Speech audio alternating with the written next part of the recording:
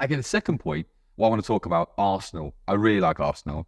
But the question is, can they win a major trophy? What I mean by that is Champions League or the Premier League. Can they win it this season or next season? I've got an outrageous shout I'm going to start with and leave it to you two, okay? I think Arsenal are ready-made for the Champions League, and I think they can win the Champions League if they avoid Man City. I put them as my second favourites.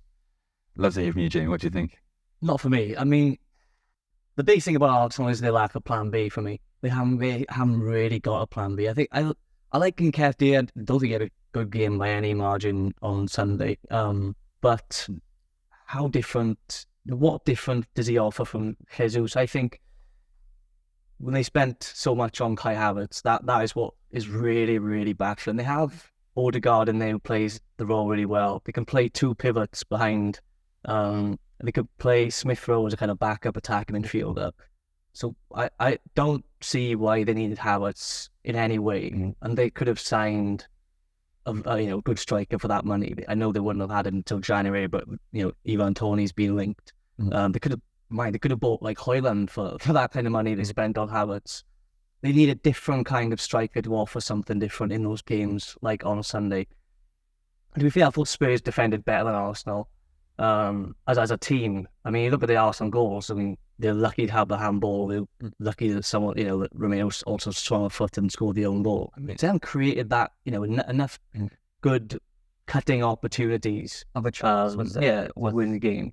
Them like pressing Maddison, so it wasn't like I don't think they were like carving Spurs open. No, that's my point. I think Spurs defended better as a team, and then Arsenal defended pretty weakly as a team. You really look at Saka was dropping in, got turned inside outside by Madison in one little swift turn.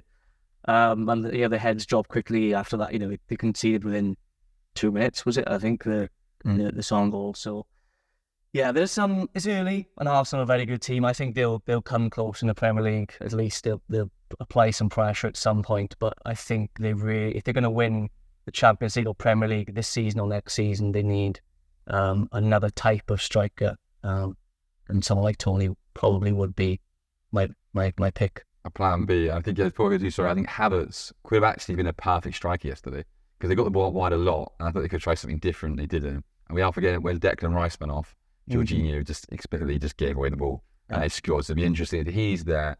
Can they match Chinese Champions League like we saw last season? Inter Milan having a very lucky draw. But what do you think about Arsenal? I think they're a really good team, but to be fair, there's not that many good teams in Europe at the moment. I think it's one of the easiest times to get far in the Champions League. Like before, you used to have Bayern Munich, Real Madrid, and Barcelona were three. If to win the Champions League, you have to get past one of those three, and they're all amazing at the same time. So now it's really you've got to get past City, and I think Arsenal are maybe Real Madrid. Although I watched some of them yesterday, and they weren't really up to much. But again, 6 months down the line is when the knockout stages come in, so anything can change. I do think with Arsenal is that this is the first season they're playing Champions League and going for the league at the same time in a long time.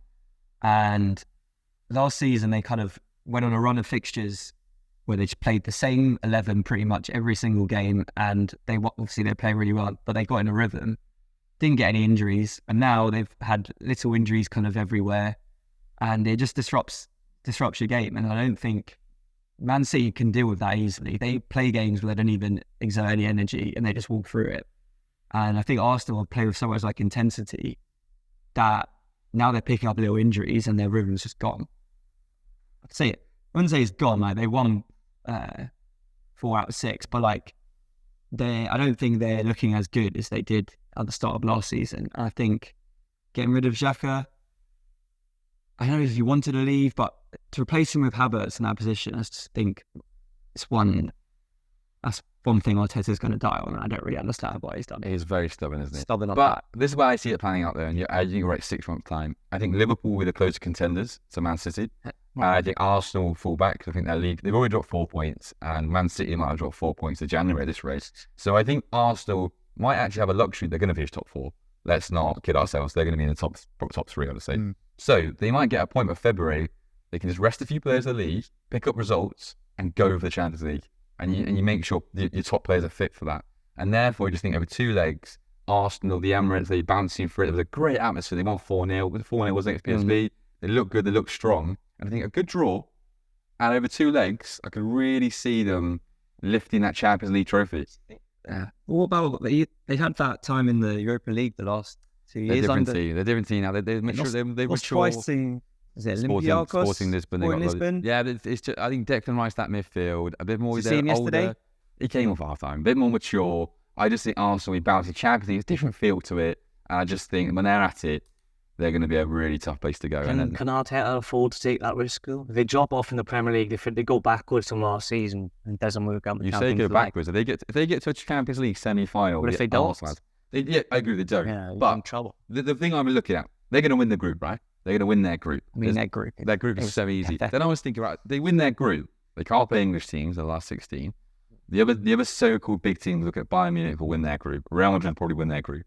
And therefore, okay, so they're all, this is planning ahead. They're probably going to get to a quarter-final, almost guaranteed quarter-final.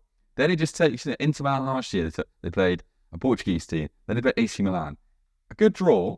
Imagine if Man City was to get knocked out by someone. Imagine if Man City got a Bayern Munich and an upset was to happen.